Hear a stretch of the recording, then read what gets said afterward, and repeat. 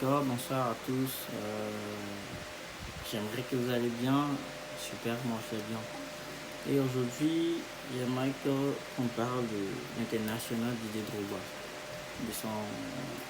de sa candidature vis-à-vis de la fédération ivoirienne de football, notamment en ces temps-ci, nous allons bien évidemment, ils vont bien évidemment faire l'élection.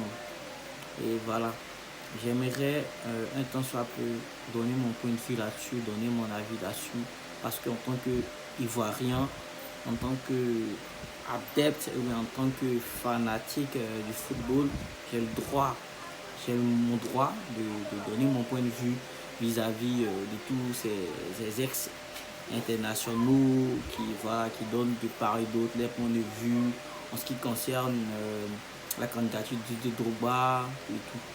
Et j'aimerais comme ça aller sur cette base. Voilà. Et je me demande pourquoi souvent nous, Africains, nous griffes ivoiriens, nous aimons le suivisme. Nous aimons le suivisme et puis nous sommes en fort intérieur, dans le fort intérieur, très jaloux, très méchants et vraiment pas des gens bien. Je m'explique. Durant plus d'une dizaine d'années, vous avez joué avec des personnes, avec une personne. Vous le connaissez très bien. Vous le connaissez très très bien. Et aujourd'hui, le gars s'autoproclame, bon, enfin, il veut devenir le président de la FIFA. Et vous, en ce moment, vous êtes en train de dire que il n'a pas d'expérience, il n'est pas un leader, il n'est pas ceci, il n'est pas cela. On va aller sur la base d'un leader. C'est quoi on appelle un leader? D'abord, un leader, c'est un élément principal. C'est une personne qui a cette capacité de gérer toute une équipe. C'est une personne qui a cette capacité de gérer le mental de tous les joueurs en même temps. On a suivi l'interview de Didier Drogba. Ici, il a bien dit que par moments, il y a des choses qui l'échappaient, mais il a toujours été là pour ses coéquipiers. Il a toujours été là pour les personnes avec qui il est. Vous voyez, Didier Drogba, hormis Didier Drogba, il y a plusieurs personnes, plusieurs joueurs qui ont intercédé en sa faveur, qui ont dit comme ça que Didier Drogba était quelqu'un de bien, était vraiment un leader. Et lui-même sur cette question, il ne se prononce pas là-dessus. Et il ne se met pas dans les clashs. Pourquoi je vais dire que ces personnes sont jalouses? Premier, aucun d'entre eux n'a eu l'audace, la carrure de se lancer dans cette lutte.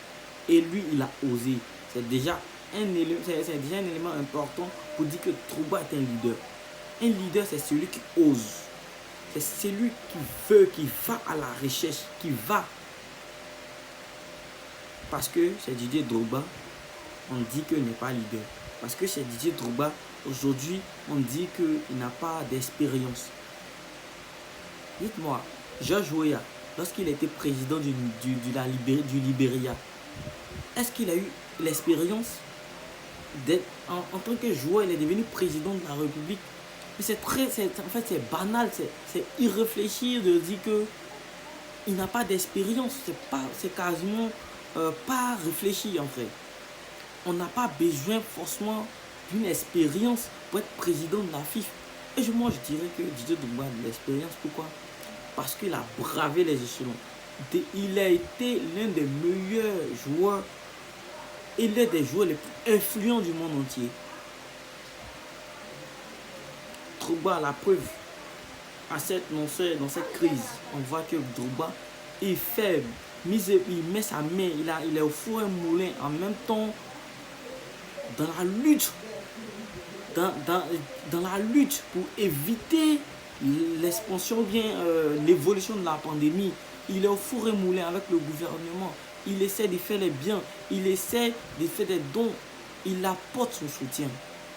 Tous ces ex-joueurs internationaux, aujourd'hui, vous avez apporté combien pendant cette crise? Qu'est-ce que vous avez fait pour cette crise? On ne vous a jamais vu Je suis écœuré et je suis en même temps dépassé par les événements ou bien par les dits de monsieur le maire. Je me demande où est-ce que lui il a fait son expérience, où est-ce qu'il a été maire une fois. En France peut-être, sinon en Côte d'Ivoire, il n'a jamais entendu parler qu'il était maire. Son père il a voulu être mais il n'a jamais été maire. Aujourd'hui, tu es maire bien évidemment. Où est-ce que tu as eu ton expérience? Sur ces quatre figures, on ne va pas sur la base de l'expérience. Je suis désolé. L'expérience ne compte vraiment pas ici. Didier Drogba, en tant que président forcé, il va se faire coacher par des personnes. Raison pour laquelle on parle de doyen. Et lorsqu'il serait président, évidemment, il va faire appel à ces doyens. Ils vont lui donner des coups de pouce. Être président, ça ne veut pas dire qu'on est tout sachant, on sait tout. Non. Parce qu'on est président, ça ne veut pas dire aussi qu'on est le plus intelligent ou on est le plus surdoué de tout. Jamais. Quand on est président, c'est parce qu'on a osé quelque part. Quand on est président, c'est parce qu'on a voulu donner sa poitrine quelque part. Quand on est président, c'est parce qu'on a voulu aller dans une vision ou bien on a voulu aller dans une bonne veine. Mais dans un bon carnaval pour pouvoir diriger des personnes.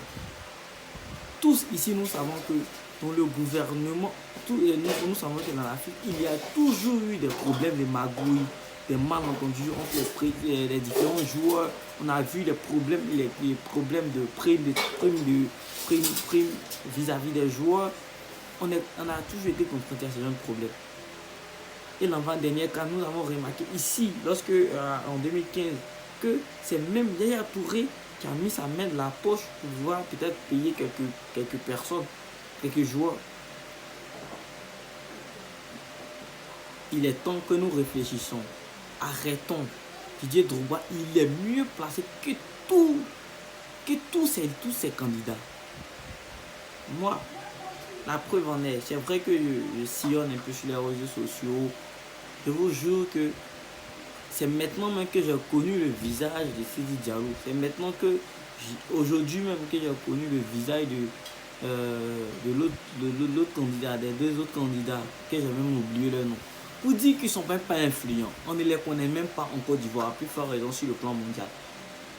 L'objectif de la FIFA, je ne connais pas très bien l'objectif de la FIFA, mais nous sommes dans un pays qui est en voie de développement, qui va vers l'émergence. Et nous avons besoin des sponsors, nous avons besoin des personnes qui vont apporter grand aux joueurs locaux.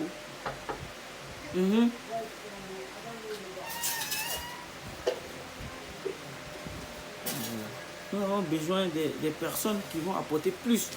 Aujourd'hui, on voit qu'il y a même des joueurs qui se plaignent du fait qu'ils ne reçoivent même pas les salaires. Nos joueurs locaux. Il y a d'autres même qui ne reçoivent pas les salaires. Ils ne sont même pas assurés.